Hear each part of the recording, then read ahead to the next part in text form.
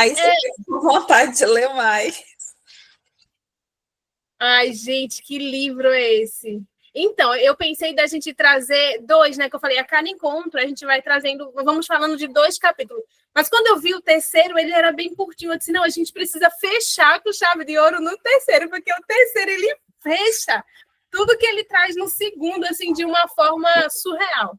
E eu acho que eu só não devorei o livro igual você, Ingrid, porque essa semana foi bem corrida para mim, senão acho que eu estava no 10 também.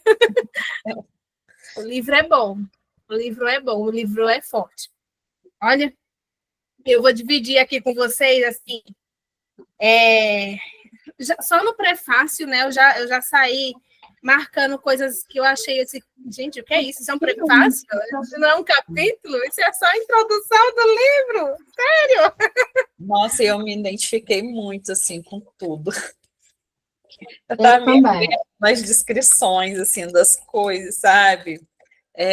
De como a mente mesmo funciona, né? A minha mente é muito dentro da descrição dele ali. E pensando, né? Acabei fazendo uma vinculação ali com a minha história criança, né? Com o que minha mãe conta sobre o parto, né? E as coisas foram fazendo assim, muito sentido para mim.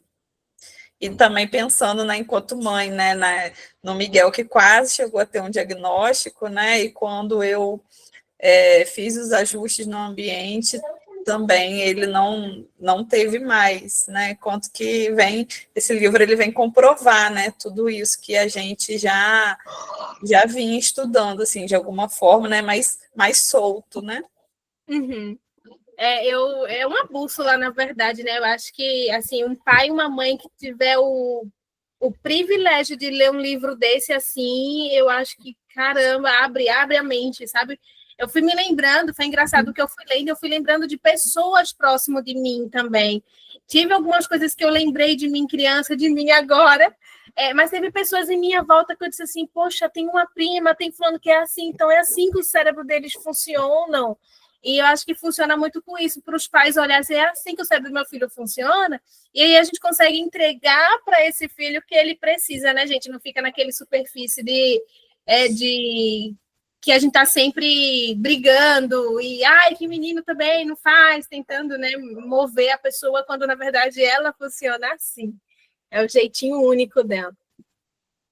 E aí eu trouxe umas coisas aqui, no prefácio eu trouxe 2 coisinhas assim que eu acho que é importante a gente mencionar, até porque para quem não está com o livro, eu acho que ainda assim vai conseguir participar, porque os insights, o que a gente vai comentando aqui, vai trazendo tanta luz, que mesmo quem não estiver com o livro, né, que é o Mentes Dispersa para acompanhar, mas vai conseguir compreender tudo isso, então já vai ser uma luz, né? Então aqui no prefácio ele se apresenta e ele fala de uma coisa assim que me chamou a atenção, que o DNA pode até ter seu papel em muitos casos, mas não é um fator determinante. E aqui nesse livro a gente viu, né, que existe realmente a genética, eu sempre falo, muitos profissionais estudam esse transtorno, mas não estuda desenvolvimento. E o trabalho nosso como educador é justamente olhar para todo esse contexto. Então, por mais que exista uma genética, ela não é um fator determinante num todo. E aí, quando você traz, né, Ingrid, quando você muda o ambiente, você muda o diagnóstico do seu filho. E isso é muito forte. Eu grifei essa parte também. Mesmo. Tá vendo? E ainda no prefácio, assim, ele fala que cada vez mais estudos apontam os efeitos negativos do estresse familiar e social no cérebro, na capacidade de atenção e na autorregulação emocional das crianças, que é o que a gente fala sempre, da corregulação, do acolher. E eu acho que o mundo está bem mais estressado hoje do que antigamente, né? Porque está todo mundo acelerado. Eu vou falar. Eu percebo assim que essa nossa geração é uma das gerações mais ansiosas, assim, né? E por mais, né, não justificando, nós vivemos muitas violências, né? E tivemos pais ausentes de certa forma emocionalmente, mas existiam momentos ainda ali de presença, porque não tinha tanto a tecnologia. Eu percebo que com a tecnologia, esse distanciamento emocional ficou ainda maior, né? E daí também o aumento dos diagnósticos, né? Porque é uma geração mais ansiosa, uma geração muito tecnológica, que vai para essa tecnologia na fuga do sentir, né? E aí as crianças elas vêm ali, né, escancarando tudo aquilo que o adulto está tentando esconder, né? Está tentando fugir. Por mais que as pessoas digam assim, mas antigamente não tinha isso, mas por mais que cada geração, sempre falo, cada geração tem seus desafios, mas a gente realmente vive num tempo muito diferente. Eu olho para minha bisavó, por exemplo, eu vou ver daqui, da minha bisavó, não vou nem na da taravó, da bisa para frente. Minha bisavó teve 11 filhos. Ela não tinha disponibilidade emocional para nenhum, mas acaba que eram muita criança na rua, correndo. Minha mãe conta que tomava banho no rio, a água era limpa. Hoje em dia, se vocês dizem, tá louco de entrar nessa água, porque cachorro morto, entendeu? Então, assim, era um tempo diferente, eram vários, eram crianças brincando. Hoje em dia é um filho só, que a gente tem, na maioria das vezes, dentro de um apartamento pequeno, diante de uma tela. E aí, quando a gente para e olha assim, fala, mas antigamente não era assim. Pois é. Antigamente a gente tinha mais esse outro lado, né? Mais liberdade no brincar. Uhum. Carol. E aí, por isso que ele fala aqui, né, dessa questão familiar também, sobretudo daquelas com mais sensibilidade genética. E ele fala da sensibilidade, a gente vai entender isso mais para frente. Por isso, esse livro explora a interseção complexa entre cultura, dinâmica familiar, temperamento inato. Isso me lembrou a Alane, que traz isso. A gente, né, questiona se tem o temperamento da própria criança e o modo como esses fatores influenciam a nossa psicologia e neurofisiologia. Ou seja, esse distúrbio não é um resultado de falha, negligência ou falta de dedicação dos pais, e sim das pressões geracionais e sociais que impactam o ambiente da criação, pressões que se tornaram cada vez mais presentes na cultura tóxica que eu descrevi no mito do normal. E eu grifei isso porque eu achei assim, uau, é isso. E isso já tira mais aquele peso também, né? Meu filho tem TDAH, então não é só genética, é um ambiente, então a culpa foi minha. E não. E quando eu trago, assim, para as mães que eu atendo, de que e eu entendi isso também, tá, gente, no processo. A gente não materna sozinha, a gente não tá sozinha. Tem um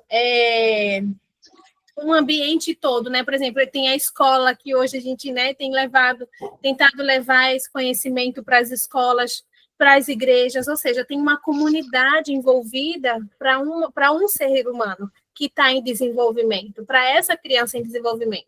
Então, não é um pai e a mãe.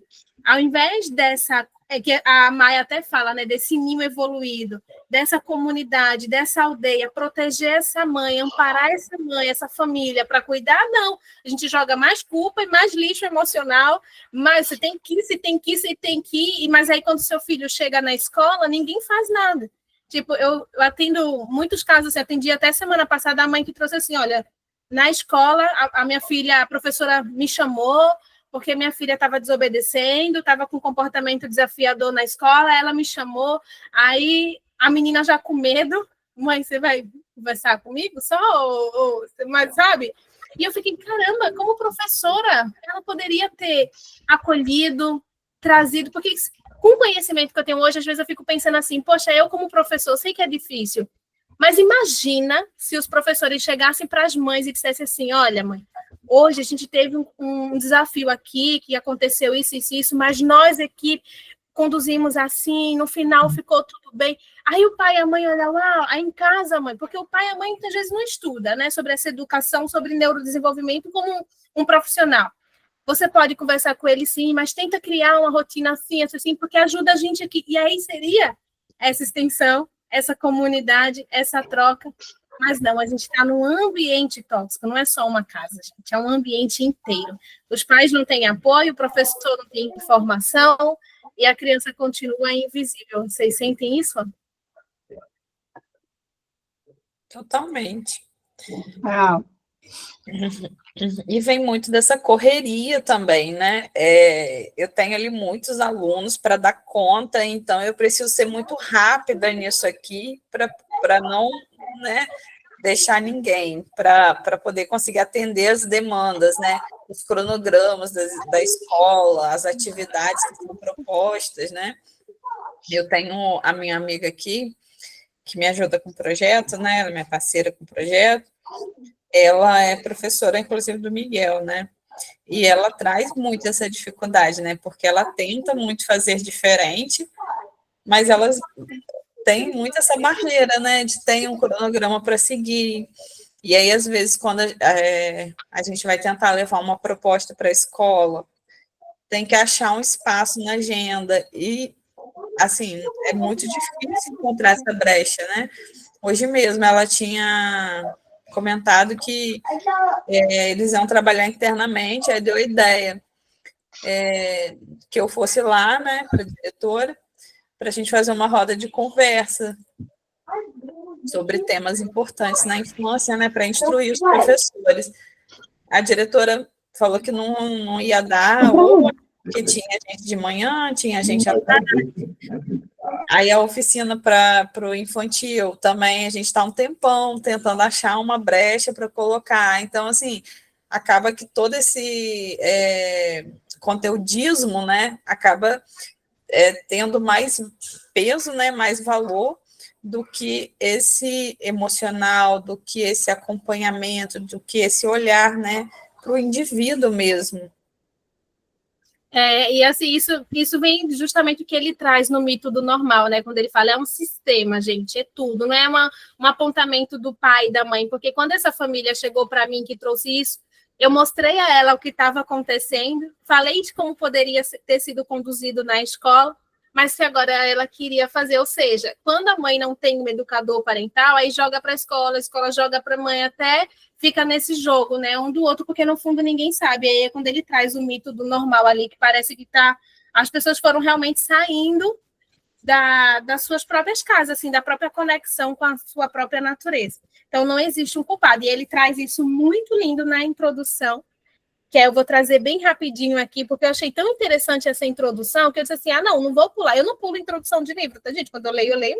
Eu leio o prefácio, introdução e vou. Não sou de pular, não sou de começar, né? Tem gente que já começa, eu gosto de ler, porque já traz muitos insights, assim. O livro da Sui Gerhard mesmo, porque o amor é importante.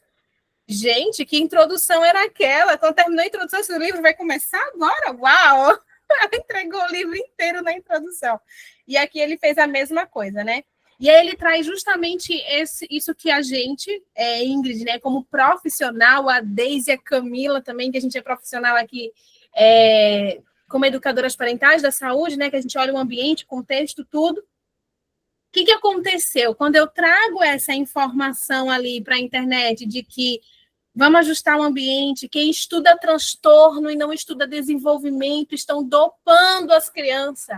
A gente precisa ajustar esse ambiente primeiro, a gente precisa dar apoio e suporte a esses pais. Calma, antes de diagnosticar o que a gente precisa fazer. E aí vem o profissional que estuda transtorno, da área da medicina. E você que está louca, essas meninas, existe sim, gente, uma patologia, uma genética, não sei o que, aí fica nesse jogo, né? Mas ele traz aqui muito forte na introdução, assim, para quem acredita que ele existe, o transtorno de déficit de atenção e hiperatividade é culpa da genética. Para quem não acredita, é culpa dos pais, porque aí acabou gerando isso, né? Que a gente é contra diagnóstico, que a gente é contra medicamento, e não é nada disso. O que tem sido questionado, e a gente vai vendo ao longo desses 3 capítulos, foi o que eu vi quando eu estava lendo, o que vai sendo questionado é a forma como está sendo feito, esse boom de diagnóstico, assim, todo mundo, né? E ele traz isso bem lindo no capítulo 3, a gente vê. Então, realmente, é sobre isso. E aí ele traz algo bem legal. Essa polarização nos desencoraja a discutir as influências do ambiente e da hereditariedade na neuropsicologia de crianças que crescem em famílias estressadas, numa sociedade fragmentada e competitiva, e é justamente como a gente tem vivido hoje, e numa cultura cada vez mais frenética. Eu mesmo Fui diagnosticado com TDAH, assim como meus 3 filhos. E não acho que isso se deva a uma falha genética ou de criação, mas acredito que envolva genética e criação. Gente, nessa parte chega a me arrepiar inteira. Eu digo, uau, é isso, Garbo. É isso, envolve genética e criação, né? E o ambiente.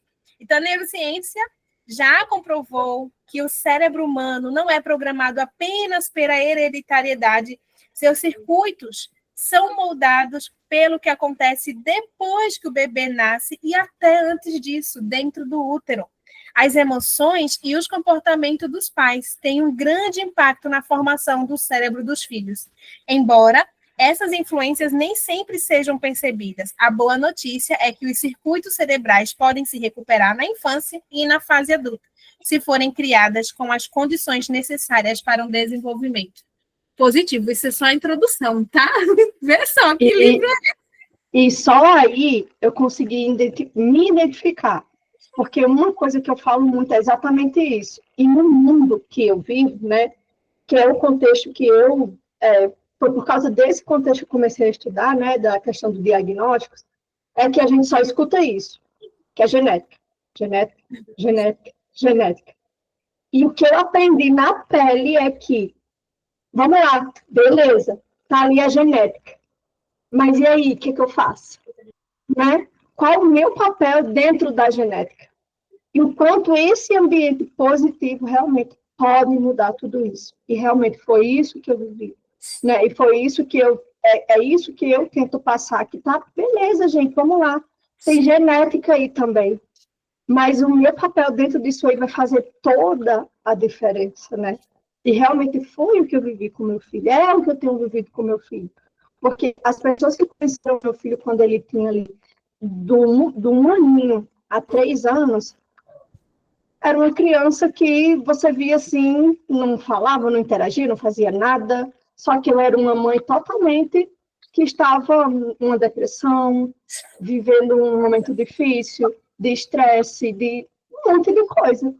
Então, o meu papel ali dentro estava, a genética estava lá e eu estava, podemos dizer que eu estava agindo para que essa genética negativa, digamos assim, ela fosse ali potencializada, né?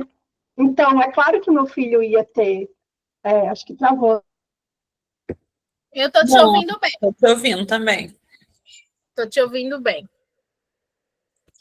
Agora travou. Agora travou. Voltou. Mas eu estava te ouvindo, tá? Quando travou na hora que você disse que travou. Deixa eu botar meu banquinho mais para cá. Ih, minha cachorrinha está aqui embaixo. Eu tenho que ter cuidado para não machucar. Travou de novo. Travou de novo. Desde. Mas... é muito verdade tudo isso, né? E às vezes assim a gente vai lendo, né? Vai tomando conhecimento, dá vontade de acordar todo mundo, né? De como vocês não estão vendo isso, né? E até assim um pouco de culpa, né? Eu senti ao ler por não saber disso antes, né? Porque assim como a Daisy, eu fui a mãe que tive depressão também, né?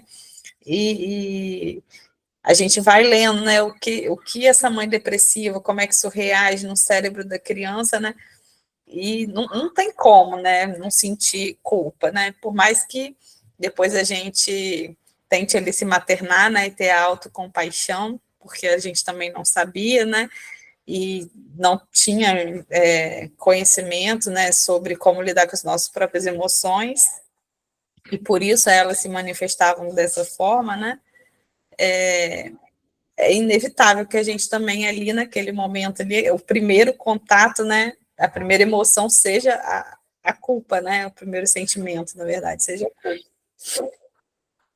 Ela voltou. E assim, o que ela traz, a Daisy, é muito corajoso, porque realmente traz muita culpa, né, para a gente, mãe, que está tentando dar o melhor. Inclusive, foi até o que ele traz aqui na introdução, que eu achei muito bonito dessa questão, assim,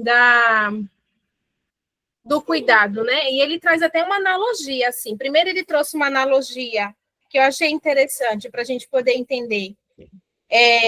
de um pai de uma menina de 9 anos com TDAH, e aí ele traz para o pai entender a filha. Viu, Deise? Você ouviu, né?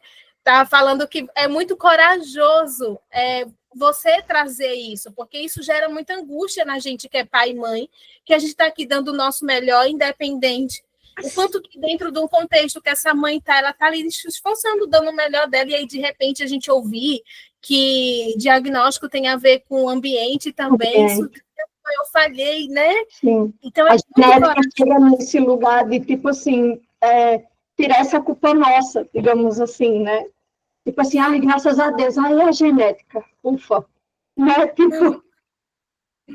E não é sobre isso, né? Mas é sobre a gente. Ele trouxe isso aqui, acho que foi aqui nesse capítulo que eu li. Não foi? Foi que a natureza do TDAH no parte 1? Não, foi aqui mesmo. Que primeiro ele dá uma analogia de como a criança se sente. Então ele fala assim: imagina que você está num lugar lotado, cercado por uma multidão barulhenta. De repente alguém pergunta: o que foi que fulano acabou de dizer? É assim o cérebro com TDAH. É assim que o cérebro com TDAH funciona. É assim que a sua filha se sente. E aí, para ilustrar em que os pais se encontram também, quando eles se deparam com esse diagnóstico com os filhos, aí ele traz outra analogia. Imagina que você está num cruzamento, num trânsito infernal, o seu carro enguiça, todo mundo começa a gritar, buzinar furiosamente com você, mas ninguém oferece ajuda. Talvez ninguém saiba como ajudar. Nós que fazemos... É o teu. Nós que fazemos todo o esforço possível para criar nossos filhos com amor e segurança, não precisamos sentir mais culpa, mais do que já sentimos. Precisamos de menos remorso e mais consciência sobre o que podemos fazer para promover o desenvolvimento emocional e cognitivo das nossas crianças. Gente, isso é uma introdução. Ai, meu Deus do céu. Então, é muito sobre isso, né? Tipo assim, tá, beleza, aconteceu, era um contexto. Alguém foi lá ajudar essa mãe, alguém foi lá, foi ser apoio. Daisy estava numa cidade sem rede de apoio, não foi, amiga? Já sozinha. Era sozinha, eu, meu marido, e uma cidade que, naquele tempo, né, lá no Pará, não tinha essa questão também de bons médicos, né? De você procurar... E mesmo que se tivesse, acredito que naquele tempo, quando eu vejo toda a história, eu vejo que tudo contribuiu realmente para que eu chegasse aonde eu estivesse, onde eu estou hoje. Porque eu penso que mesmo que tivesse, né, eu já ia sair de lá com diagnóstico, digamos assim, né? Tá, é isso mesmo. Tanto que eu lembro que o primeiro médico que eu fui, eu tinha muita raiva disso. Ele olhou para o meu filho, fez um testezinho assim com lápis, eu paguei caríssimo a consulta naquele tempo. E aí ele fez um testezinho pro lápis e disse: quando seu filho tiver 3 anos, você vem aqui com ele que eu digo alguma coisa para você. Eu achei aquilo um absurdo. Porque, como assim? Cara, eu vou esperar 3 anos, só que eu não fiquei sentada esperando 3 anos. Tipo assim, então, tá, o que é que eu vou fazer? Eu pensava, aí eu lembro que eu comecei a estudar, procurar saber, né, tipo, sobre o que é autismo, por exemplo. Só que quando eu comecei a estudar e fazer coisas que tinha que ser feito, eu comecei a me vincular com o meu filho. A fazer alguma coisa. A falar, a brincar, a sentar. Eu lembro que eu não sentava para brincar com o meu filho. Eu lembro que a primeira fono que atendeu meu filho, eu lembro que eu queria terapia ABA, porque a ABA é o melhor, e eu não conseguia. E essa fono não tinha nada. Tipo assim, de especialidade, de nada. E aí ela passava tarefas para eu fazer com meu filho em casa, lúdicas, brincadeiras. E aí, tipo, eu sentava para brincar com meu filho. Meu filho começou a falar, sabe? Então, eu vejo, assim, muita coisa que tem a ver mesmo com o meu papel, como foi eu sendo mãe ali. E não só dizendo, meu filho não fala porque tem autismo e acabou, né? Que era o que eu pensava.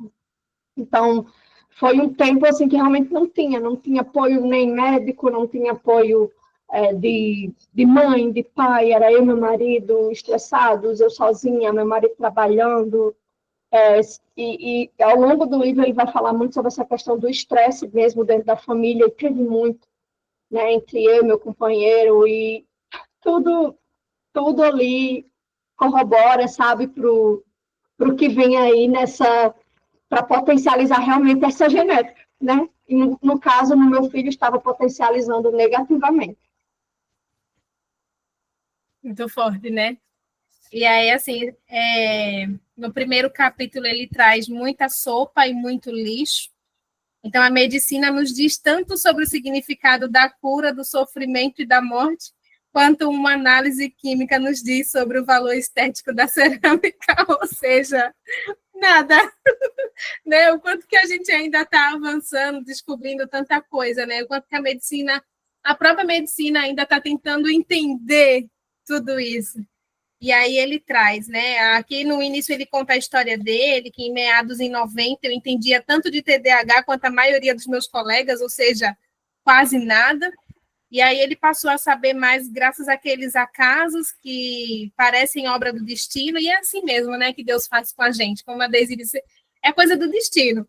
Ele conta um pouco, né, dessa história dele, e aqui ele trouxe uma parte assim que eu achei bem interessante, aí eu grifei. Aqui eu vou lendo assim, gente, porque é sério, eu grifei quase o livro inteiro, então nem se preocupem com as partes que eu vou pular, porque realmente é mais ele contando da história dele, de como ele chegou, de como ele se percebeu.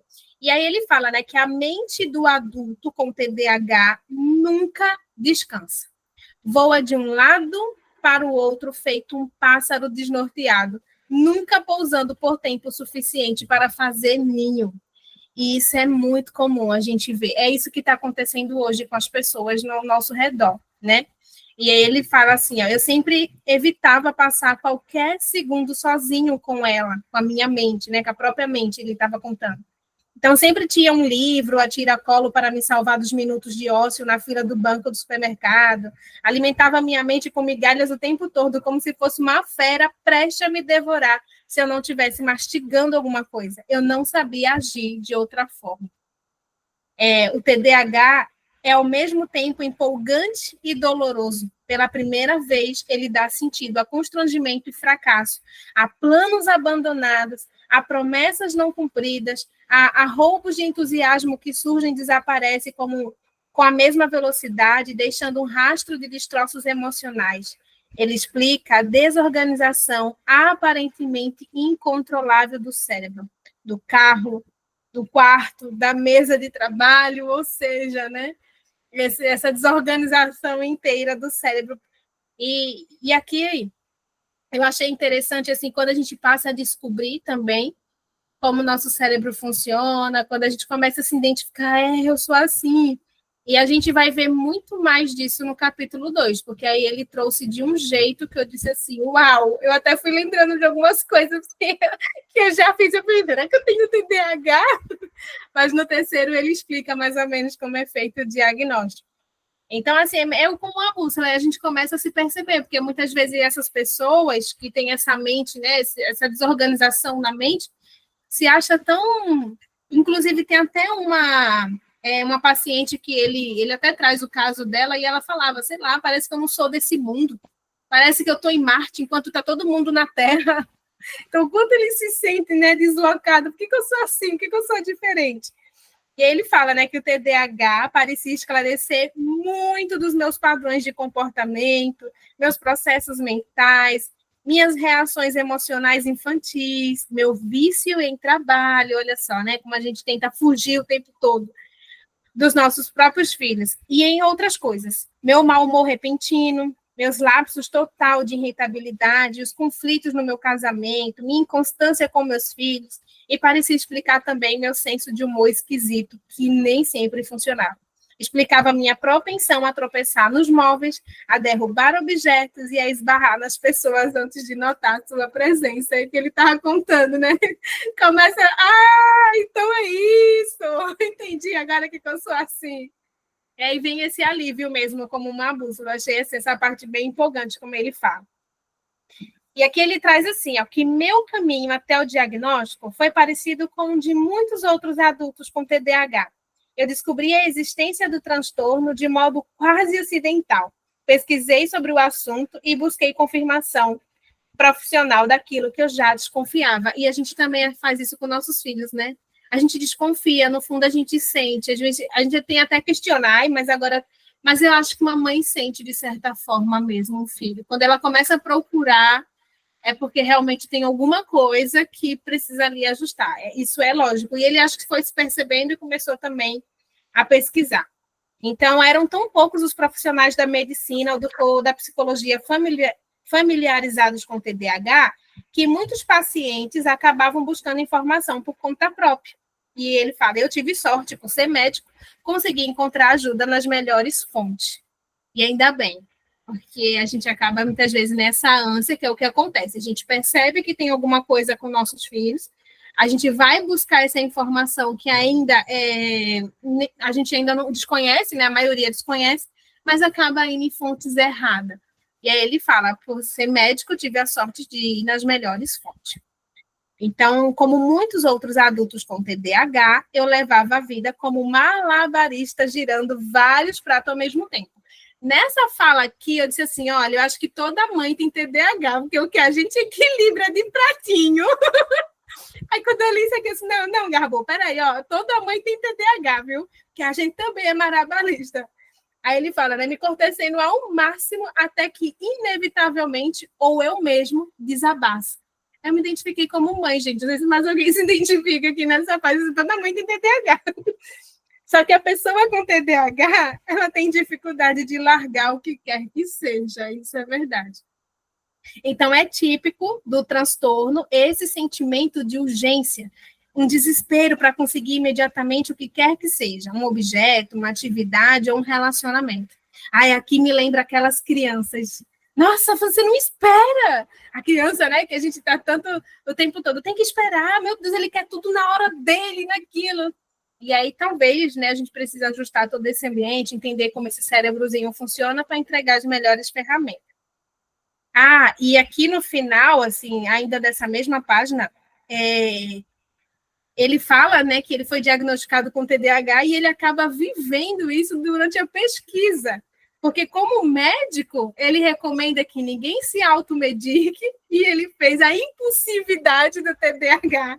Fez com que ele fizesse exatamente isso. E na hora até grifei assim, gente, que loucura. Ele sendo um médico consciente, ele informa para os pacientes dele, ele diz uma coisa e no fundo ele fez outra. Por quê? Porque é o impulso. E mais na frente ele fala, né, que uma das características do TDAH é esse impulso, já fiz, não pensei, só fiz.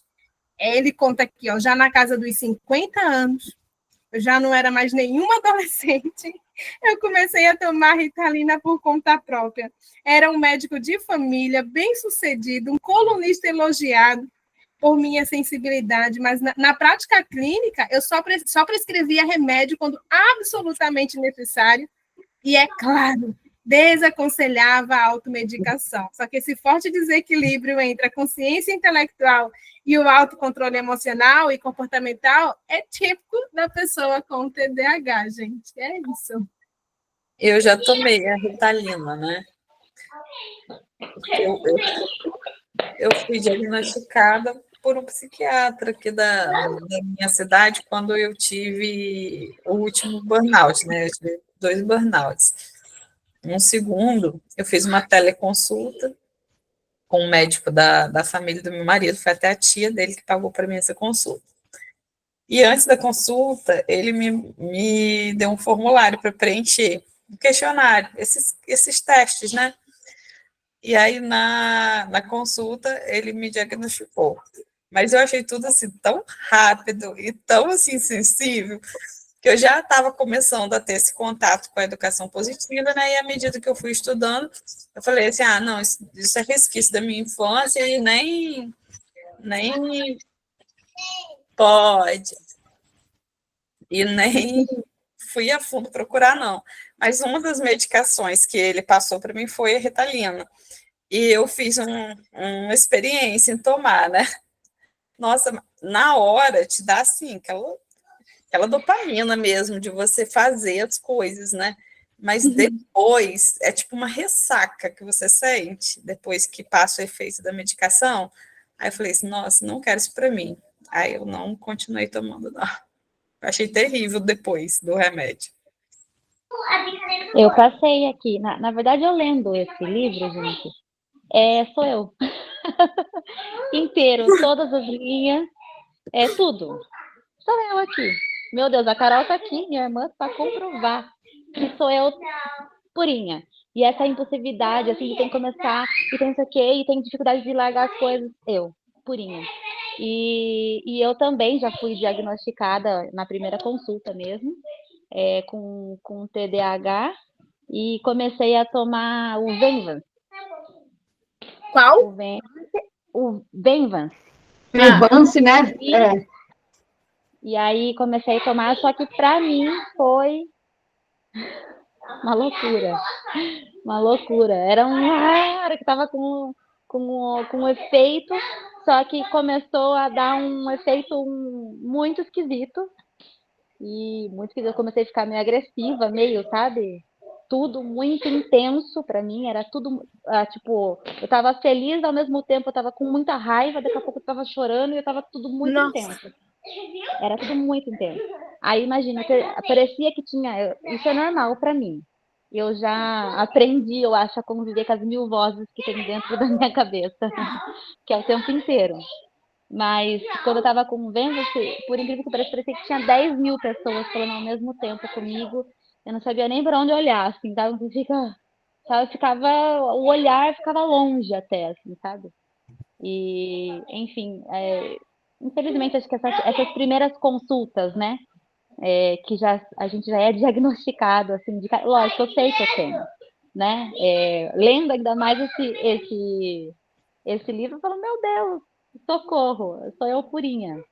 Tem uma parte aqui que a gente vai chegar ainda nela, mas tem uma parte que eu falei, meu Deus, eu li e tinha acontecido um dia antes comigo exatamente o que eu li.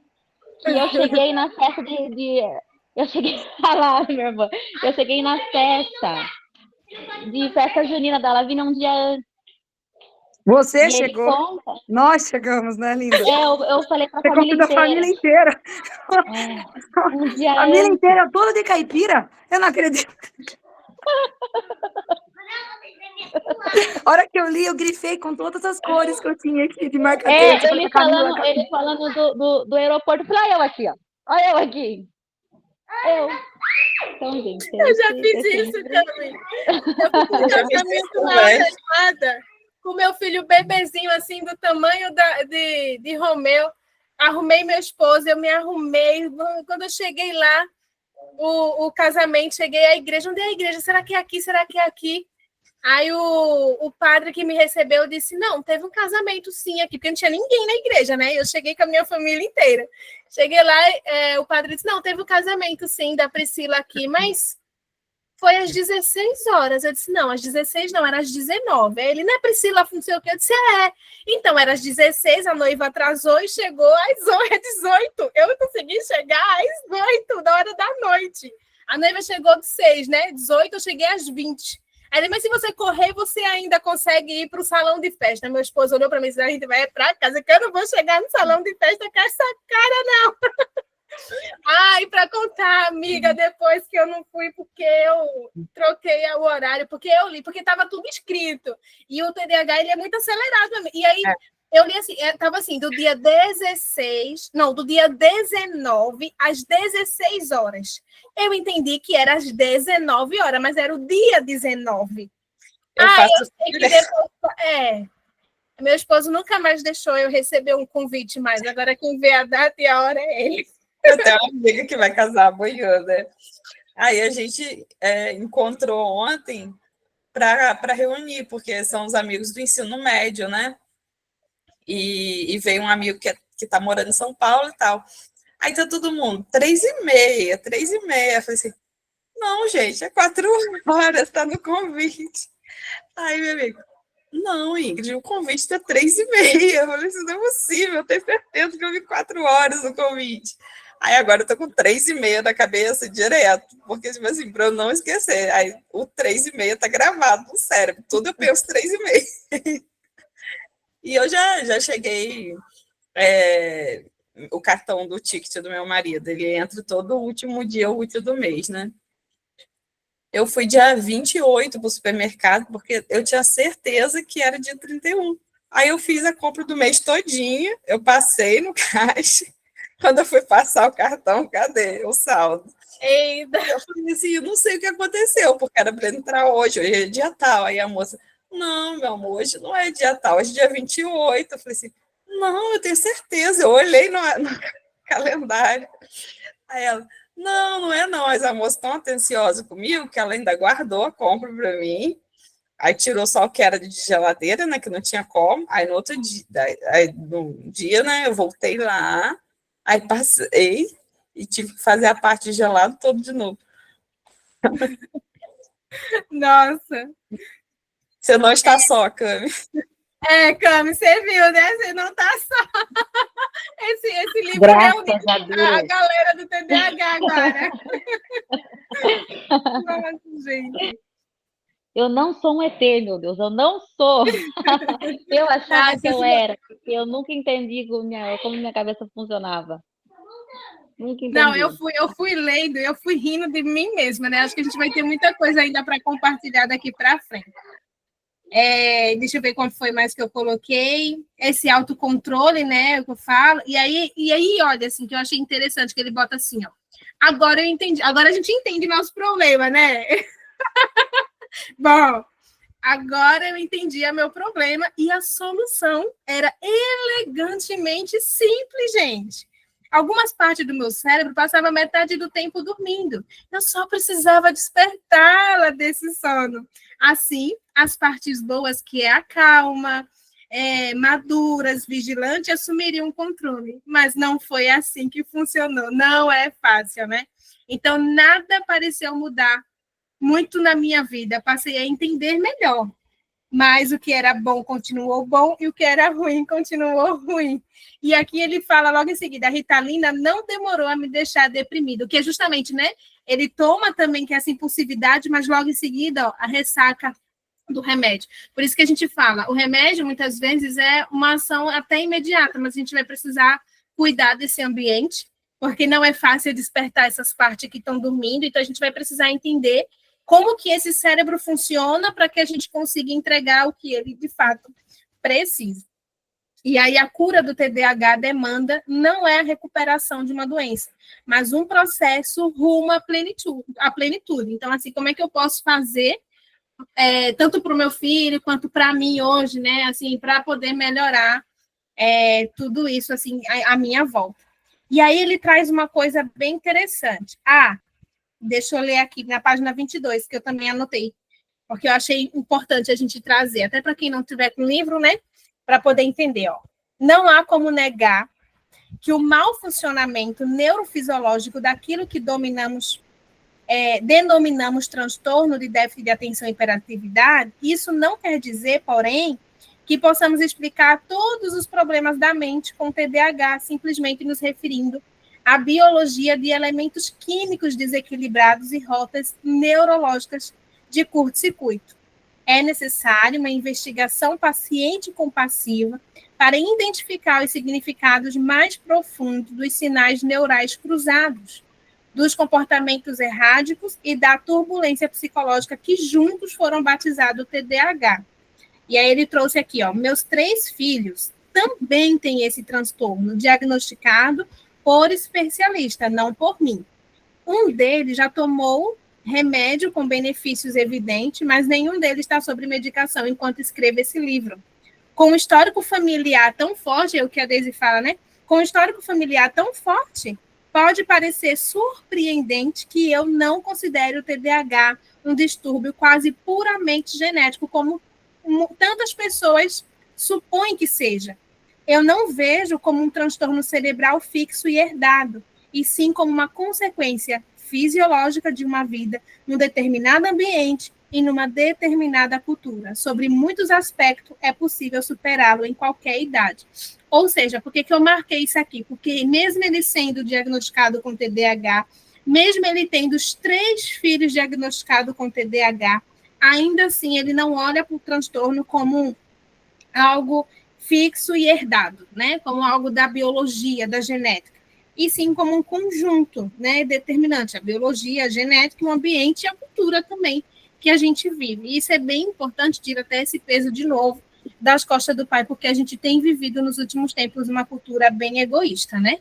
Ou seja, o pai trabalha, muitas vezes a mãe tem que trabalhar porque o custo de vida está lá em cima, e aí a criança continua. E assim, a sociedade inteira, o sistema, a escola que fica a tempo integral, muitas vezes com essas crianças, ninguém está contribuindo para esse desenvolvimento. Então, é um todo, um conjunto, né, de tudo que acaba trazendo aí, despertando, né, esse gene que está lá pré-determinado, não. Como é que a gente... Predisposição, né? Já com a predisposição acaba acordando, acaba despertando esse gene. E ele traz isso. Ou seja, deixa eu ver aqui, que eu também grifei isso aqui. Ai, meu Deus do céu, marquei meu livro todinho. O que ele traz aqui? Ele fala, né, que o que define o TDAH segundo aspectos externos, não segundo o seu significado emocional na vida de um ser humano. Ele chega a chamar essa observação externa de sintoma. Esse aqui eu anotei para mim, mas acho que era sobre o que ele estava falando, né, do sintoma, a palavra que no linguajar médico designa a experiência sentida pelo próprio paciente. Observações externas, por mais agudas que sejam, são sinais. Uma dor de cabeça é um sintoma, um chiado no peito, auscultado pelo endoscópio, desses nome médico do médico, é um sinal. Uma tosse, ao mesmo tempo, é um sintoma e um sinal. Tipo assim, que ele quer mostrar que o comportamento é um sintoma, né, gente? E que existe um sinal por dentro. Acho que foi isso que ele quis trazer aqui. Eu anotei isso para mim. O TDAH tem muito a ver com sofrimento, presente em todos os adultos e crianças que avaliei. A dor emocional profunda que eles carregam é manifestada pelos olhos baixos e esquivos, pelo fluxo acelerado e contínuo da fala, pela postura corporal densa, pelos pés batendo no chão, pelas mãos agitadas e pelo senso de humor nervoso e autodepressivo. Sofro em todos os aspectos da minha vida, disse um homem de 37 anos em sua segunda visita ao meu consultório. As pessoas expressam surpresa quando, após uma curta interação, pareço sentir sua dor e perceber seu estado emocional confuso. Eu mesmo sou assim, é o que eu lhes digo. Às vezes, desejo que os especialistas da mídia, que negam a existência do TDAH, possam encontrar alguns dos adultos severamente afetados que buscam minha ajuda. Esses homens e mulheres, na casa dos 30, 40, 50 anos, nunca conseguiram manter nenhum tipo de emprego ou profissão ao longo prazo. Para eles, não é fácil engatar relacionamentos sérios, quanto mais permanecer neles. Alguns nunca conseguiram ler um livro do começo ao fim. Outros não conseguem assistir a um filme inteiro. Seu humor oscila entre letargia e a agitação. Seus talentos criativos não foram cultivados. Eles se sentem intensamente frustrados com os próprios fracassos. Sua autoestima está no fundo do poço e geralmente acreditam que seus problemas são resultado de uma falha básica e incorrigível da própria personalidade. Eu achei isso aqui, esse trecho forte também, que é o como muitos se sentem diante de tudo isso. E o que eu achei também interessante, e o que eu acho incrível nesse livro, é que ele não diz assim, gente, não existe TDAH. Entende? Porque por muito tempo, quando eu comecei a estudar, eu cheguei nesse caminho onde muitas pessoas falavam, profissionais falavam, TDAH não existe. E eu acho muito legal quando ele traz isso, né? Quando ele fala aqui, desejo que os especialistas da mídia que negam a existência possam encontrar alguns adultos severamente afetados, né? Então, assim, ele traz, gente, existe, mas, tem jeito, né? Tem jeito, é isso que ele traz nesse livro. A gente tem um papel muito importante aí nesse transtorno, nesse diagnóstico, nesse TDAH. E quando eu li isso aqui, realmente traz um conforto.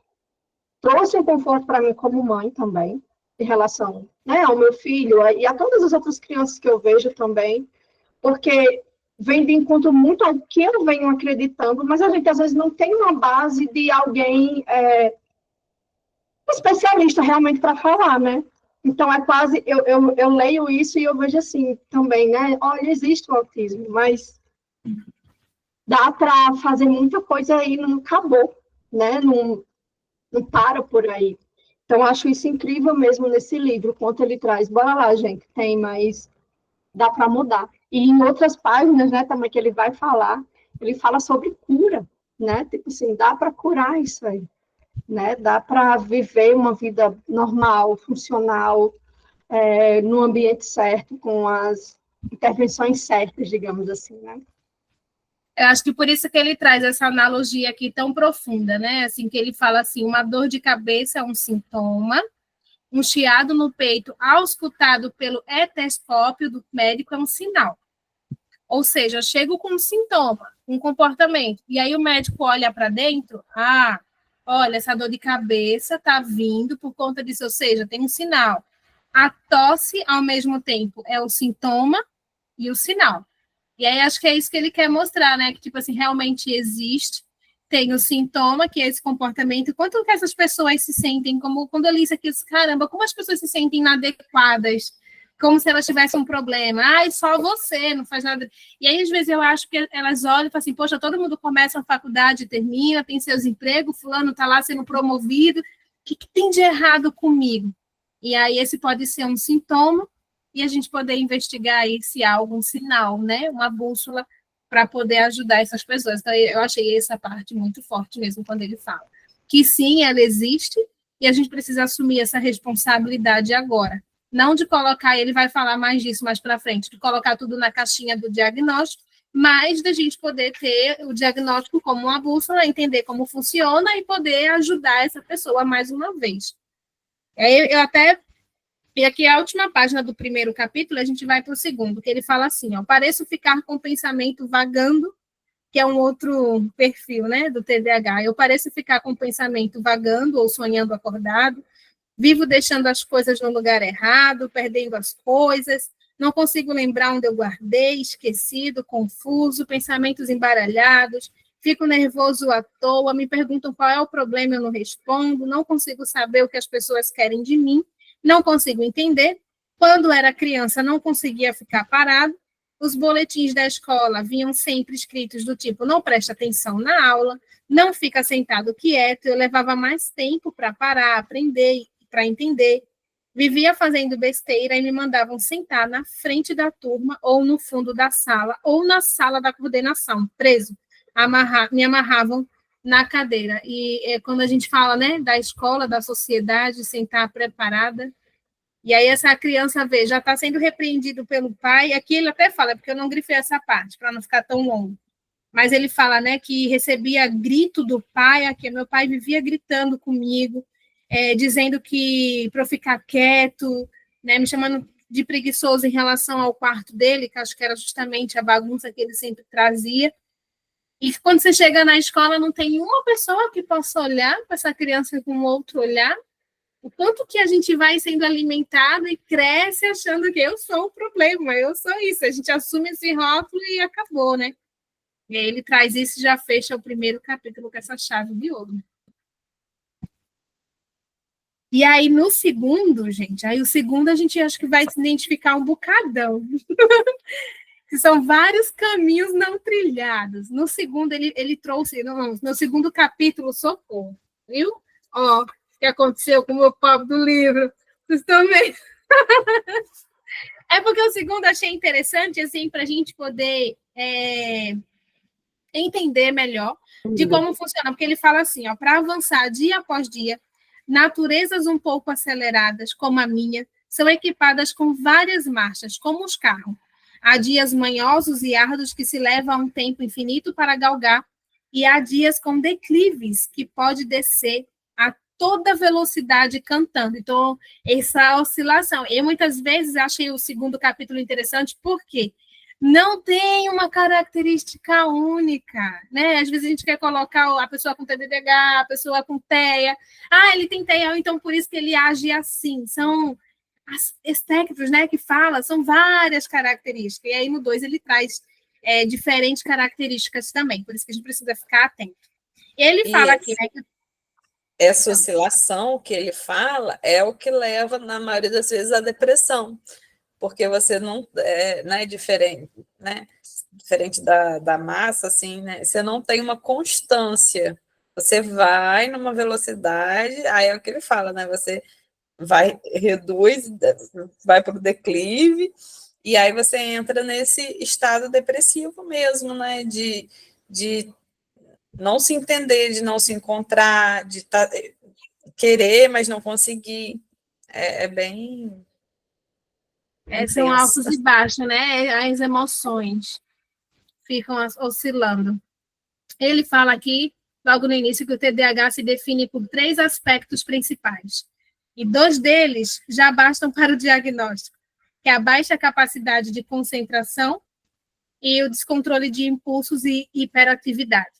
Então, a marca do TDAH é um desligamento automático e involuntário, uma frustrante ausência mental. A pessoa, de repente, percebe que não ouviu nada do que estava escutando, não enxergou nada do que estava vendo, não registrou nada do que estava tentando entender, não presta atenção em informações e instruções, perde as coisas com frequência e tem dificuldade para acompanhar as conversas. Essa dispensão não só cria dificuldades práticas, como impede a pessoa de aproveitar a vida. Não sei o que é preciso, não sei o que é apreciar uma música do início ao fim sem interrupções, me disse uma professora do ensino médio. Minha mente sai vagando depois dos primeiros acordes. Para mim, o simples fato de escutar uma música inteira no rádio do carro é um grande esforço. A pessoa se sente fora da realidade, quase desencarnada do presente físico. Parece uma girafa humana, como foi como um homem se descreveu. Minha cabeça fica flutuando de um outro mundo acima do meu corpo. Essa ausência mental é um dos fatores que fazem com que o adulto ou a criança com TDAH se distraia com facilidade, exceto em atividades que gerem grande interesse e motivação. E aqui está um ponto interessante. Ele fala, eu vou ler de novo, essa ausência mental é um dos fatores que fazem com o adulto ou a criança com TDAH se distraia com facilidade, exceto em atividade que gere interesse e motivação. E aí é quando a gente olha muitas vezes para o nosso filho e diz assim, mas quando você quer, você faz. Mas quando é para brincar, você no instante vai, né? Mas para fazer isso aqui, você não quer. E a gente julga a pessoa, né, que está com desinteresse. Mas é também uma característica. Então, ele fala, a falta de atenção quase proposital, como se a pessoa fizesse questão de ignorar aquilo que está à sua volta. Geralmente, quando elogio minha esposa, ele comenta, né, por ter mudado a decoração da casa, ela me diz que aqueles móveis e objetos já estão ali há meses ou anos. Então, essa facilidade de distração é que gera o caos. Ele conta, você decide arrumar seu quarto. Não, esse aqui eu achei bem interessante. Eu não sei se vocês vão se identificar. Vocês podem comentar, que ele trouxe assim, ó. Você decide arrumar seu quarto. Gente, quem nunca? Vê só. A vida de mãe, às vezes, faz isso com a gente. Que, em geral, parece ter sido atingido por um tornado. Aí você pega um livro do chão, vai recolocá-lo na estante. Ao fazer isso, repara com 2 volumes de poesia de William Carlos Williams. Aí vê que não estão arrumados lado a lado. Aí você esquece a bagunça ao redor. Pega um dos volumes para guardá-lo ao lado do par, vira a página e começa a ler um poema, ou seja, já perdeu o foco. Aí o poema tem uma referência clássica que que leva você a consultar seu guia de mitologia grega. Então você se perde, porque uma referência leva a outra.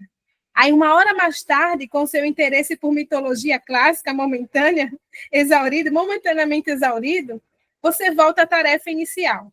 Está caçando uma meia que sumiu, talvez para sempre. Quando uma camisa no chão lembra você que precisa pôr na roupa na máquina antes de anoitecer.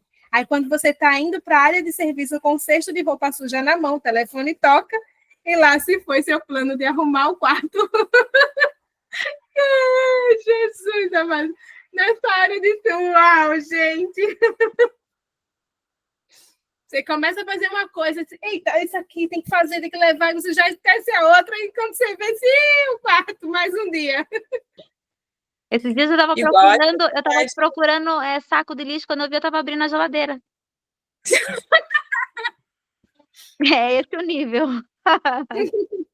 Igual atividade que não gera motivação, né? A procrastinação acaba sendo maior na pessoa que tem TDAH. É.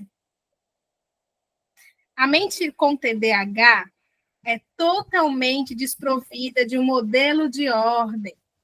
Você até pode imaginar um quarto limpo e organizado, mas o mindset para cumprir essa tarefa não existe. Para começar, há uma relutância profunda em jogar qualquer coisa fora.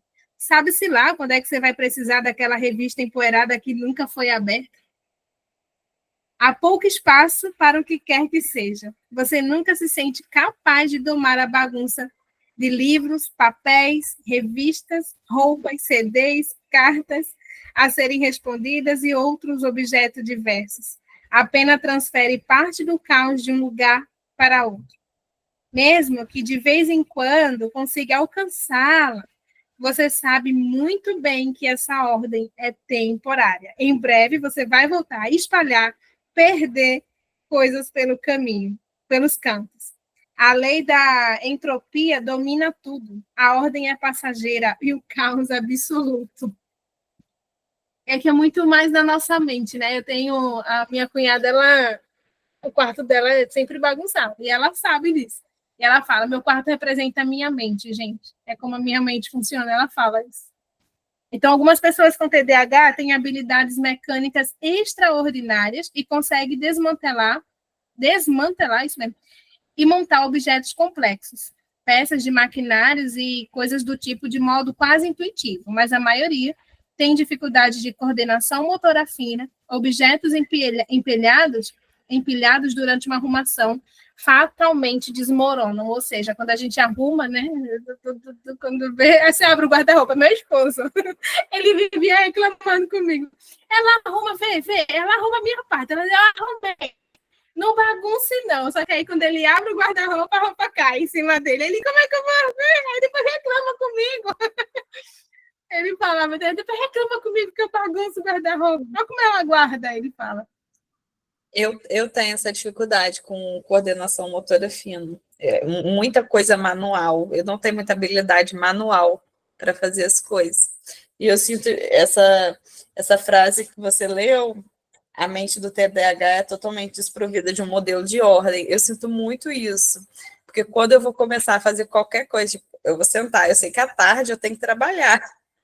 Aí eu sento, eu fico assim, o que eu vou fazer? Que hora, né? Eu tenho muito essa dificuldade de, tipo, encaixar as pecinhas aqui, né? A mente do desprovida por ordem, ele fala isso.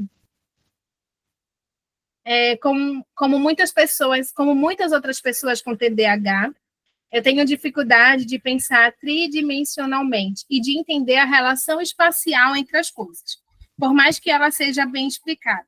Quando eu estou lendo um romance, por exemplo, ó, que interessante, né? Porque o capítulo 2 ele traz vários aspectos, né?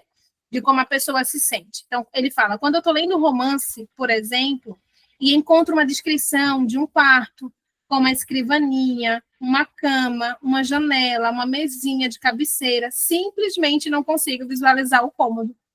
E às vezes a gente fala, né, já imagino como é. Ele fala, tem dificuldade de visualizar o cômodo. Ele traz aqui. Então, ao pedir orientação na rua... Gente, isso aqui, calma aí, que isso aqui eu preciso contar essa história para vocês.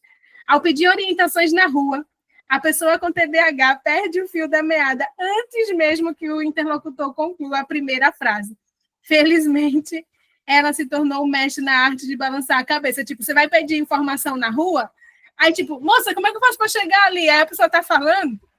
Só que, tipo, já desassociou. Só que aí eu não vou perguntar de novo, né? Aí eu fico com vergonha. Tá bom. Só que aí quando chega mais na frente, ele confunde, cadê ele? Fala, né? A vergonha de confessar a minha incompreensão. Aí a pessoa finge com maestria que tá entendendo tudo.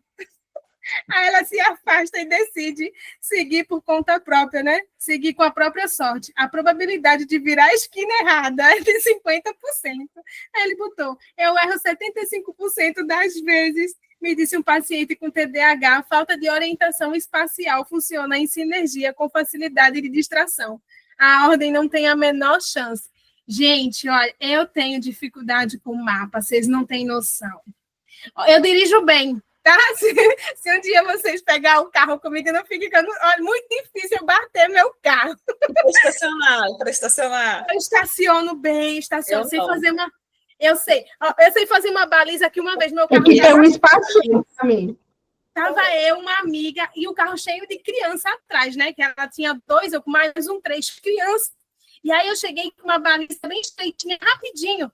Aí eu tinha uma vaguinha pequena, eu fui, botei. Aí o homem ficou assim, uau, porque ninguém tinha conseguido colocar naquela vaga. Quando ele viu, saiu a mãe, as crianças, não sei o que, ele disse, nunca que eu diria que era uma mulher.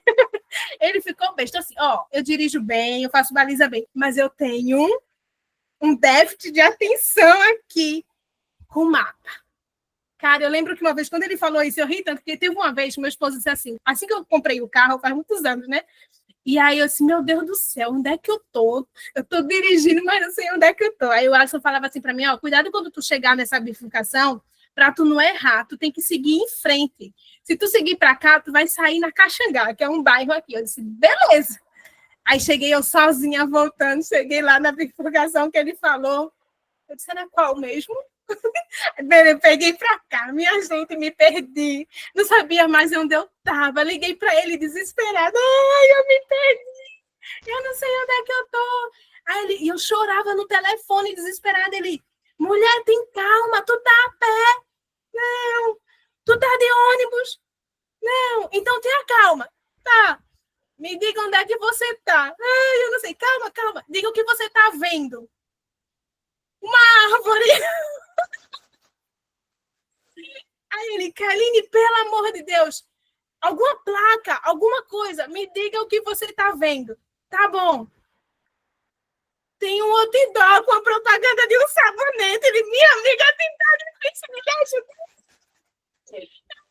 Me ajudar. Gente, que desespero. Ele tem placa aqui, eu tô vendo árvore. Tenha calma. Gente, eu sei que ele conseguiu ir me guiando assim pro telefone. Você vai pegar agora, você tá vendo, não sei o que, você tô, pronto, pega essa rua aí, pega isso aqui. Ele me levou em casa, me guiando pro telefone. Mas eu dando as instruções, na moral, ele até hoje fala, uma árvore, Kaline. Uma placa, só tinha um outdoor, que placa, não tava vendo placa. A minha mãe fala que a minha bússola é furada. Logo. A Carol, A Carol chegou para comprovar. A minha bússola é boa, Carol? A minha bússola é furada. A gente tá no shopping desde criança. Nascemos no shopping. Eu não sei andar no shopping. Eu me perco no shopping. No shopping, eu lembro, vou contar só essas, né? Porque a gente vai lembrando. Eu continuo aqui o livro. Mas o meu irmão tinha a idade do meu filho hoje, 6 anos. Eu sou 8 anos mais velha que ele. Então, sou a irmã mais velha, né? Se ele tinha 6, eu já estava ali na pré-adolescência, acho que com uns 13, mais ou menos. Né? 13, é isso mesmo, né? Sou 8 anos, então tinha mais um pouquinho. E aí, olha só, meu TDAH, gente, eu esqueci a bolsa, fui fazer xixi, esqueci minha bolsinha do adolescente no banheiro do shopping. E aí, quando eu me dei conta da bolsa, porque eu já tinha saído e estava lá na C&A, não sei o quê, só me dei conta da bolsa na hora de pagar. Tem minha bolsa. Eita, esqueci no banheiro do shopping. Aí fui correndo. Cheguei no banheiro, tava a moça lá já limpando, não tinha ninguém. Eu disse, moça, isso tava eu, minha mãe e meu irmão. Eu disse, meu irmão pequenininho, né? 6 anos. E eu disse, moça, eu adolescente, eu disse, moça, eu esqueci minha bolsa aqui no banheiro, a senhora não viu? Ela disse, é uma assim, assim, Ela disse, está no espaço cliente. Aí eu disse, tá, e como é que eu faço para chegar lá? Ela disse, olha, pergunta esse segurança que está aqui na frente, que ele vai lhe ensinar. Eu disse, beleza. Gente, e quando ele falou isso aqui, eu disse, ai, Jesus do céu. Aí o segurança disse, moço, onde é que fica o espaço cliente? Olha, você vai pegar aqui, assim. O cérebro já não associou. Aí eu pergunto de novo, porque ele disse, né? A gente só vai balançar a cabeça. Eu disse, moço, peraí. Eu perguntei, adolescente, nervosa já, minha mãe já olhando pra mim com cara feia. Só tu, Kaline, só tu, podia ser tu, demente, não sei o quê, né? Com aquela coisa, eu já com medo. Eu disse, moço, eu não entendi, não. Ele disse, presta atenção. Você vai, pega aqui, o cérebro. De novo. Aí meu irmão, com 6 anos de idade, ele percebeu que eu estava tipo, olhando sem entender nada. Ele olhou e disse, entendi, vamos. Ficou ele e minha mãe seguindo uma criança de 6 anos que entendeu como é que fazia para chegar e subir a escada rolante, e descer a escada rolante e dobrou, não sei o que. É aqui. Eu disse, obrigada. Gente, deixa eu contar. Essa é recente.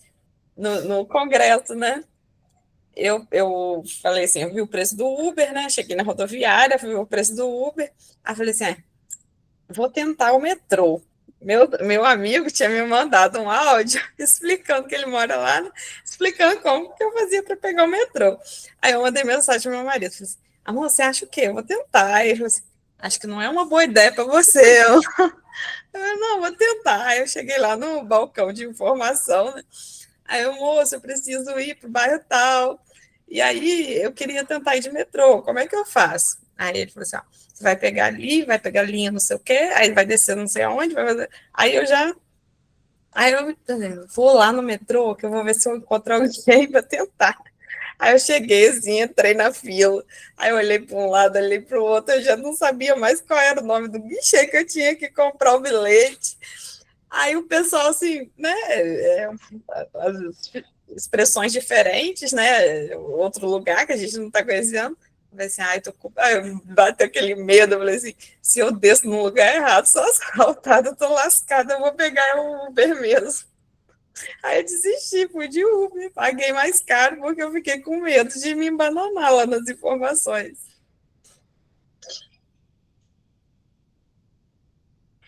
Tive mesmo essas situações, né?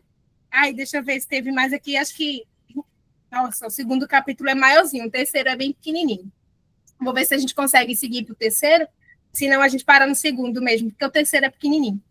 E aí, no segundo ainda, ele fala, né, que a facilidade de distração do TDAH não é constante, o que confunde muitos professores, e aqui está, né? Que a gente se identificou, a gente começa a contar tudo isso, mas também tem um outro lado. Por isso que, quando a gente fala do aspecto que fala, né, não é uma característica só, são várias. E aqui é uma das características também, que confunde muitos pais e professores, que em algumas atividades a criança com o transtorno consegue apresentar uma atenção compulsiva hiperconcentrada. Só que esse hiperfoco que bloqueia a consciência do entorno também é um sinal de atenção desregulada. Ou seja, às vezes eu estou ali, estou concentrada, estou prestando atenção numa tarefa, só que eu esqueço de todas as outras que estão acontecendo à minha volta. Ele chama isso de atenção passiva, que costuma acontecer quando a gente está diante da televisão ou jogando videogame, por exemplo, que é justamente, eu estou ali hiperconcentrado, mas eu acabo que todo o resto é desligado na minha mente. E essa atenção passiva permite que a mente funcione no automático. É justamente, tudo vira no automático, né? E aí, às vezes, eu posso ter uma habilidade de uma coisa só, mas eu estou hiperfocada ali e acabo não conseguindo fazer várias coisas ao mesmo tempo, mesmo não. E aí ele fala, né? Já a atenção ativa, que acontece quando o cérebro está concentrado e trabalhando ao mesmo tempo, só é alcançada em circunstâncias especiais de forte motivação. Então, é a atenção ativa que falta ao cérebro com TDAH toda vez que uma tarefa metódica ou desinteressante precisa ser feita. Que muitas vezes a gente consegue fazer, mas uma pessoa com TDAH, um cérebro com TDAH, não vai conseguir, porque ele precisa estar sempre se motivando, né? Ou seja, talvez o segredo aqui é dar pequenas motivações para o nosso cérebro para a gente conseguir fazer essas tarefas mais difíceis. Aí os pais cobram muito isso para a criança. Quando você tem interesse, você vai. Só que quando é realmente uma tarefa que me desestimula, é difícil deles conseguir ter essa concentração, porque o cérebro precisa dessa motivação. E quando eles conseguem, parece que tudo é desligado, ou seja, ele fica numa atenção passiva, foi como eu compreendi aqui. Então, uma pessoa com TDAH pode se concentrar facilmente naquilo que desperta seu interesse, mas para isso ela precisa de um nível muito maior de motivação, muito maior do que qualquer outra pessoa. Então, muitos médicos já erraram o diagnóstico por ignorarem esse fato. Nosso paciente consegue focar a atenção em algo no que está realmente interessado, coisa que para pacientes que sofrem de TDAH é muito difícil. Escreveu um psiquiatra. E aí ele fala, não é isso que é muito difícil para a pessoa com TDAH. O que pode ser muito difícil, quase impossível, é despertar o mecanismo motivacional do cérebro quando não há interesse pessoal. Isso acho que é para tudo na nossa vida, seja para um exercício físico, por exemplo, né, que a gente vai ter uma dificuldade maior para poder se concentrar. Então, a manifestação do TDAH depende das circunstâncias e pode variar muito no mesmo indivíduo. Por exemplo, a criança com TDAH pode ter um ótimo desempenho em certas aulas na escola, enquanto em outras fica dispersa, improdutiva e talvez mal comportada. Os professores podem concluir que é a criança que está decidindo prestar atenção em determinados momentos. Então, muitos alunos com TDAH são repreendidos e constrangidos em sala de aula devido ao comportamento involuntário. Essas crianças não são desatentas ou desobedientes de propósito.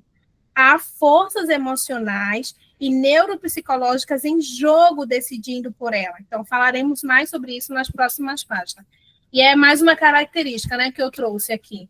Às vezes a gente vai ver aquela criança mais concentrada numa coisa, em outra menos, e a gente acaba julgando elas, mas é como o cérebro funciona. Se for uma tarefa que realmente traga essa motivação, flui, mas se não... A segunda, por exemplo, poxa, a gente está aqui estudando neurociência, mas se me botar para estudar outra coisa, eu vou ter uma dificuldade gigante, porque eu não tenho interesse, entende? Eu realmente sinto isso, eu preciso ter um interesse muito grande para conseguir seguir assim com um estudo tão profundo. A segunda característica, quase onipresente no TDAH, é a impulsividade, que se expressa em palavras ou ações, acompanhada de uma reatividade emocional descontrolada. O adulto ou a criança com TDAH interrompe os outros com frequência, acha uma tortura esperar a sua vez em qualquer atividade e muitas vezes age ou fala de modo impulsivo, né? Como ele fez com a medicação, né? Já fui lá e agiu de forma impulsiva e as crianças interrompem. E aí ele traz até a fala de um homem que foi a primeira visita no meu consultório. Eu quero me controlar, mas a minha mente não deixa. Então, a hiperatividade é a terceira característica. A impulsividade é uma. A hiperatividade é a terceira característica proeminente do TDAH. Sua manifestação clássica é a dificuldade de se manter fisicamente parado. A agitação geralmente é visível, dedos tamborilando, pernas se balançando, unhas sendo roídas, dente mordendo no interior da boca. Falar demais é uma forma de hiperatividade. E na minoria dos casos, na minoria, em especial em meninas, a hiperatividade pode ser totalmente ausente, né? Porque aí, embora a hiperatividade não seja obrigatória, para o diagnóstico de TDAH, ela pode ser bastante dramática para alguns pacientes. Então, traz a história, mais uma vez, uma citação de uma mulher de 27 anos, que diz, eu sempre dirigia acima da velocidade permitida e só desacelerava quando ouvia a sirene da polícia. Ou seja, existe essa impulsividade, essa hiperatividade nos adultos também, né? Não só nas crianças. E eu acho também, assim, quando eu li essa parte do capítulo, o que eu senti? Que, no caso das meninas, como a gente tem aquela cultura, né? Menina fica quietinha, menina comportada, menina isso, e a gente, como mulher, é sempre poldada, e talvez essa hiperatividade tenha ficado ali escondido e aí joga para dentro, porque, assim, eu vejo que, por mais que eu não esteja hiperativa aqui fora, mas a minha mente tá. A minha mente não para. Então, eu acabo ficando com essa... explosão para dentro de mim. Então, quando eu li esse capítulo, eu senti muito isso. E aí vem em formas de balançar, de roer as unhas, né, de ficar mordendo o interior da boca, que eu acho que é o que acontece muito com essas meninas, assim, que tem o perfil aparentemente mais quietinha, mas dentro delas tem essa hiperatividade também. Sabe alguns adultos... doutora Ana Beatriz? Sabe quem é a doutora Ana Beatriz? Ela é famosa, é uma psiquiatra famosa aqui no Brasil. Eu já li o livro dela, né, de TDAH. Ela não considera ambiente, ela considera puramente genético. Mas ela traz como é que fala? Essa hiperatividade como mental, muitas vezes, na menina, ou esse pensamento acelerado ou o excesso de pensamentos. Ou seja, para dentro, né? Uma coisa que eu não vi aqui no índice, no sumário, ele não vai trazer essa distinção do temperamento para o TDAH, né? Ele fala muito breve, assim, mas acho que ele não tem um capítulo falando sobre, né? Porque a criança sanguínea, né, que a Lani traz, ela tem muitas características, né, do TDAH. Tem. Aí gera essa... Ele não fala, né? Não fala isso, não. Alguns adultos... Uma das coisas que... Espera só um pouquinho. Uma das coisas que fez eu buscar a medicina, né, foi por conta da minha compulsão por compras. E eu achava no início, mulher gosta de gastar, mas não, eu vi que as coisas estavam fora. A compulsão, o desejo da compra era uma coisa assim, começava a dar dor, doía fisicamente em mim. Então, eu ficava, mas eu preciso disso? Mas eu fazia tudo aquela coisa na cabeça. E aí, mas mesmo assim, eu ia para a loja, aí eu comprava e eu ficava me questionando, era uma guerra mental. E aí, na hora que eu chegava, tipo assim, no caixa, exemplo da Renner, ou qualquer loja, e a hora que saía o comprovante, pronto, aquilo já...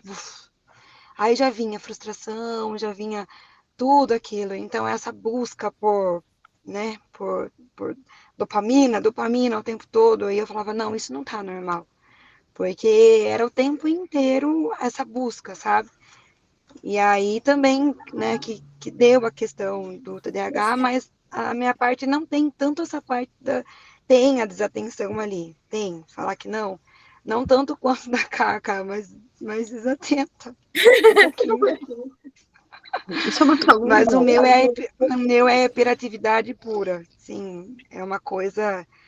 Agora eu tenho consciência disso, então eu estou tentando trabalhar isso. Já a medicação para mim no início foi exatamente o que tá no livro. Parece que eu vivi a minha vida inteira. Quando eu tomei, eu falei isso pro meu marido. Foi o que eu falei. Amor, parece que eu vivi minha vida inteira na 25 de março e de repente eu tomei e desligou. Assim, foi uma paz e eu falava, meu Deus, o que é isso? Então, foi ao contrário da Cá, que tinha essas vozes. Só que eu falei, poxa, né, vamos lá. Então, hoje eu não tomo nada. Mas eu tenho a consciência e eu estou nesse trabalho, né? Mas a questão dessa hiperatividade, dessa impulsividade, do tempo todo estar ali é forte. Mas faz parte, né? A gente vai trabalhando juntas. Trabalho... A gente vai desenvolvendo isso juntas, né? Cadê meu fone? Desse tá em 2 computadores. Exatamente. Deixa eu ver onde é que eu parei aqui. Alguns adultos... É porque eu vim fazer uma coisa aqui, amiga, ali, botei no celular para não perder nada. Tá bom. Alguns adultos com TDAH me disseram que falavam depressa porque as palavras e frases surgiam aos borbotões em sua mente e eles temiam esquecer o mais importante e não falassem tudo de uma vez só. Se não falasse tudo de uma vez só, e esse, né, atrapalha, às vezes, de vez em quando, acontece comigo, embaralhar as palavras, assim, eu tenho isso também. Indivíduo com TDAH sente que a sua mente é uma máquina de moto contínuo, uma intensa aversão ao tédio, o domina assim, uma intensa aversão ao tédio domina assim que ele passa a não ter um foco imediato de atenção, que foi o que ele falou, a gente entra nos livros e a gente está no celular e a gente está sempre, mas não consegue parar, né, e ficar realmente como até ele trouxe nas páginas antes, que a paciente dele trouxe, né, foi a primeira vez que eu parei, não sei se a gente já leu essa ou se ainda vai vir, mas tem uma parte que fala, foi a primeira vez que eu consegui parar e perceber o que estava à minha volta, porque até então era esse aceleramento. Então, raramente conseguia relaxar sem a sensação imediata e perturbadora de que deveria estar fazendo outra coisa. E o meu filho seguiu meus passos, ele conta aqui. Aos 8 ou 9 anos, ele me disse: eu sempre acho que deveria estar fazendo alguma coisa, mas não sei o quê. E uma mulher de 85 anos, foi essa parte mesmo que me veio à memória, eu já não tinha lido, tá aqui. Uma mulher de 85 anos, que ao tomar Ritalina, conseguiu passar mais 15 minutos sentada, sem fazer nada, pela primeira vez na vida dela. Então, a agitação coexiste em longos períodos de procrastinação. A ameaça do fracasso ou a promessa de uma recompensa precisam ser imediatas para que o mecanismo de motivação ser ligado, sem a enxurrada de adrenalina causada pela correria. O que prevalece é a inércia. No ensino médio ou na universidade, nenhuma vez sequer comecei a fazer um trabalho ou uma prova antes da véspera. E aqui também eu achei interessante ele trazer isso, porque como o cérebro do TDAH ele precisa de motivações, de dopamina, né? De tipo assim, eu preciso estar motivado. Muitas vezes o que traz a motivação é o bater de uma meta, ou seja, é entregar um trabalho com curto prazo. Então, ele tinha que fazer o quê? Praticamente na véspera, porque aí fica aquela adrenalina dentro da gente de que eu tenho que entregar. E aí, quando você consegue, é aquela sensação de missão cumprida. Ai, consegui. E aí, por isso também que muitas vezes a gente acaba procrastinando, deixando para frente, porque como esse cérebro precisa de motivação, às vezes entregar um trabalho ou uma prova na véspera acaba sendo motivo também de agitação, de motivação, de tudo. Lapsos de memória, isso também é uma característica do transtorno, né? Por isso que eu grifei aqui. Então, lapsos de memória frustram todo dia a pessoa com esse transtorno. Meu amigo Brian, que também tem TDAH, faz passeios diários com seu cachorro. Gente, olha que interessante isso aqui. Ele faz passeios diários com o cachorro. Enquanto o Brian põe o casaco, o gorro e as botas, o cachorro fica lá, sentado, né? Porque os animais são muito espertos. Deixa eu voltar na adrenalina dele ou não. Fica aqui deitadinho, embaixo da mesa da cozinha, à espera. Daí o Brian sai de casa e o cachorro nem se mexe. O cachorro só se levanta depois que Brian entra em casa pela terceira vez para pegar a chave, a carteira ou qualquer outro objeto que ele tenha esquecido. O animal aprendeu com a experiência, o tutor não. E eu achei isso incrível. Esse caramba, o cachorro já sabe. Acho que todo dia essa rotina, todo dia ele esquece alguma coisa, todo dia aquele que o cachorro faz assim. Beleza, na terceira vez que ele entrar aqui, pegar a carteira, qualquer coisa, aí eu me levanto. E os animais, eles têm disso mesmo, viu? Eles ficam só observando o dono dele assim, aí depois ele vai e segue. Então, meu lapso de memória mais recente, e foi quando a Cami trouxe, que a gente compartilhou das datas erradas. Aí ele conta aqui a história dele rapidinho, que o lapso de memória mais recente foi 4 dias atrás. Eu fui com minhas malas até o aeroporto, pronto para pegar o avião. Estava todo satisfeito por ter chegado a algum lugar na hora certa, para variar, porque isso nunca acontece, né? E a atendente verifica meus documentos de viagem quando franziu o senho, confusa. Mas seu voo está marcado para amanhã, disse ela. Talvez eu estivesse inconscientemente tentando compensar todas as outras vezes que eu saí atrasado para o aeroporto. Ou seja, quando ele chega na hora certa, não era a data certa. Então, muitas vezes me perguntam como eu consegui encarar, e ele conta de novo a história dele, eu trouxe porque achei interessante também. Muitas vezes me perguntam como eu consegui encarar o difícil curso de medicina.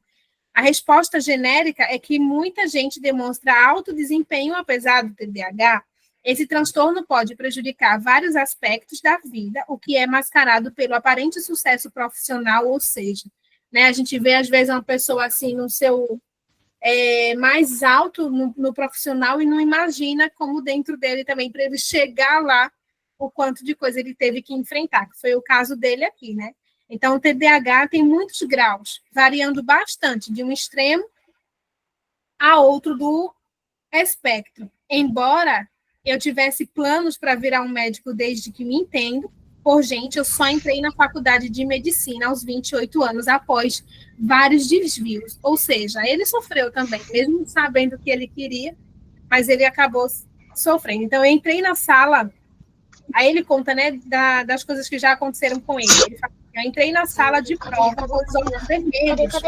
Na sua mão, bem. Eita, peraí. Ô, bem. Para de... Entrei na sala de prova com os olhos vermelhos após ter lido 5 peças de Shakespeare da meia-noite às 7 da manhã. Infelizmente, eu tinha confundido as datas. A prova daquele dia não era de Shakespeare, era de literatura europeia. Ou seja, eu me senti mais motivado nos últimos anos, aí ele conta, que as matérias ficaram mais práticas e humanizadas, mas até lá ele sofreu um bocadinho. Então, mesmo a gente vendo, né, as pessoas no auge do sucesso, elas acabam vivendo essas dificuldades também. Então, quando um adulto com TDAH olha para o que já viveu, ele vê incontáveis planos abandonados e promessas descumpridas. Apesar de tudo isso, ele deve ter deixado para trás muita coisa que estava aí que ele queria, né, trazer. Por isso que esse capítulo fala, são vários caminhos não trilhados. As habilidades sociais também são problemáticas. Algo no TDAH prejudica a capacidade de identificar limites interpessoais. Embora algumas crianças com TDAH não gostem de ser tocadas, e aqui acho que muitas mães vão acabar identificando também. Na primeira infância, a maioria literalmente escala os adultos e exibe um desejo quase insaciável de contato físico e emocional. Elas abordam outras crianças com uma disponibilidade ingênua, com uma frequência e que com frequência é rechaçada. Com dificuldade de entender os sinais sociais, elas podem acabar excluídas. Embora seja comum, nem sempre a falta de habilidade, porque aqui ele conta, né, dessa falta de habilidade, de quantas vezes nossos filhos são excluídos de passeio, de brincadeiras, de festinha, assim, quando a gente tem essa criança que tem essa dificuldade de perceber sinais sociais, de não conseguir parar, de invadir o espaço do outro, assim, porque é o jeito dele, né, de como ele funciona. Embora tenha também essa característica, tem uma outra que nem sempre falta habilidade social. Então, algumas crianças com esse transtorno são socialmente hábeis e muito queridas pela outra. Na minha experiência, esse sucesso esconde uma falta de autoconfiança em áreas importantes do funcionamento e mascara uma autoestima muito frágil. Mas isso pode só aparecer no final da adolescência ou no início da vida. Ou seja, quando a gente vê, né, aquela pessoa sociável, muitas vezes eu acho que ela viveu tanto isso, de que a pessoa não quer brincar comigo e eu quero pertencer, porque tem esse lado humano nosso de se sentir visto, amado e pertencente, e eu acabo abrindo mão de mim. Eu acho que também é uma característica do TDAH, que é o que ele menciona aqui, né? Eu estou sempre agradando, eu sei me socializar, todo mundo gosta de mim, eu sou agradável, mas aqui eu mascaro a minha autoconfiança. E aí, nessa máscara que eu criei, eu não olho para mim, eu estou sempre em prol de agradar o outro para pertencer, mas não estou olhando para mim. Então, também é uma característica. Adultos com TDAH podem ser considerados distantes ou arrogantes, também é um outro perfil, ou falatões e grosseiros. Muitos são conhecidos por fazer piada o tempo todo, por falar rápido demais, por falar muito e rápido, por mudar de assunto de modo aparentemente aleatório e por não conseguir expressar uma ideia sem rodeios, sem fazer rodeios. Homens e mulheres com TDAH têm uma intensa, quase palpável, que provoca nos outros um incômodo e um afastamento instintivo. É como se fosse de Marte e todo mundo fosse da Terra. E a gente já trouxe sobre isso, né? Me disse uma mulher de 40 anos. Todo mundo parece fazer parte de um clube legal, menos eu. Então, nos eventos sociais, minha tendência é sempre manter uma certa distância, sabendo que por algum motivo não conseguiria me entrosar, observo as pessoas conversando, inclusive amigos meus, e sinto que eu não tenho nada a dizer. Isso eu vejo que acontece muito também. Às vezes a pessoa tem uma coisa bem legal, mas ela acha que o dela não é interessante.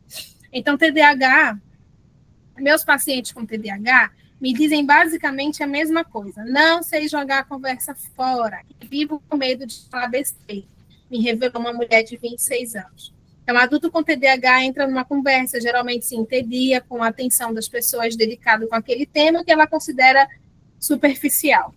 Entrevistar adultos com TDAH, muitas vezes, significa ouvir uma piada atrás da outra. Suas histórias de vida não têm nada de engraçado, mas eles as contam com uma inesperada leveza. Graças a Deus é só TDAH, me disse um homem depois de confirmar seu diagnóstico. Sempre achei que fosse um parafuso a menos. E aqui, de novo, né? Quanto essas pessoas, nós, muitas vezes inseridas nesse contexto, acha que eu tenho algum problema. Então, quando você descobre o diagnóstico, ainda bem que era só TDAH, tá? Então, é assim que meu cérebro funciona. Então, o humor da criança com TDAH é volátil. E um sorriso feliz, isso a gente vê muito nas crianças também, se transforma numa testa franzida ou numa careta de desespero em questão de segundo. Essas oscilações também são rápidas e imprevisíveis. Entre adultos com TDAH, dias bons e ruins se alternam sem motivo aparente. Mas o que está sempre presente nos dias bons e ruins é a sensação de ter perdido algo importante da vida. E, gente, eu ia continuar 3, mas é só 1 e 2 mesmo, né? Porque o 2 é bem compridão. Só que o 3, quando eu li, assim, eu achei fantástico, porque ele responde tudo isso do 2 com um outro olhar. Porque até o capítulo 2, o que eu senti? Que, apesar que Garbô, ele já traz ali muita coisa, né? Ele já desmistifica muita coisa da ciência, já desmente muita coisa que a gente vê na maioria dos outros livros que fala de TDAH, então ele já traz. Mas, quando a gente lê até aqui, a gente vai se identificar com muita coisa. A gente vai, muitas vezes, colocar, entendi, meu filho tem TDAH, por isso que ele é assim. E que bom, porque funciona como uma bússola.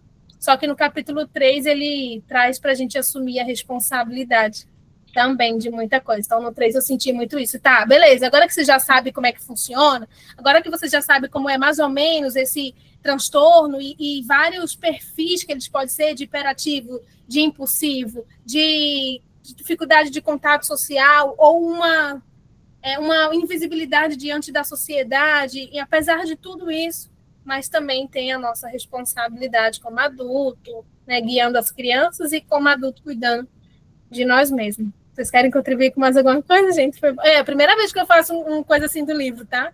Que eu leio para todo mundo. Costumo ler só para mim. Arrasou.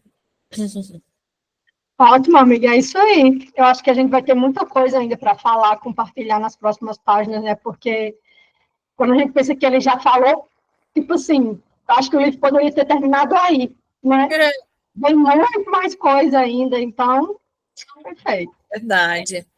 Eu fiquei com essa sensação quando eu li, assim, caramba, o livro podia ter terminado aqui, porque ele já deu tudo isso aqui. Imagina, o que será que vem mais por aí, gente? Uau, que fantástico, né? Gato Mater sempre trazendo aí muita reflexão para a gente. Quer dar oi? Eu não tenho diagnóstico de TDAH, não, mas lendo, estou achando que eu tenho. Estou diagnosticando aqui. Mas no 3 ele trouxe uma resposta fantástica para tudo isso. Ai, a mãozinha! Miguel! Oi, Miguel! Oi! Aí, sexta-feira que vem, a gente se encontra de novo, né? Sim. Até lá! Até lá, então. Obrigada. Pra você. Tchau, meninas. Beijo. Tchau!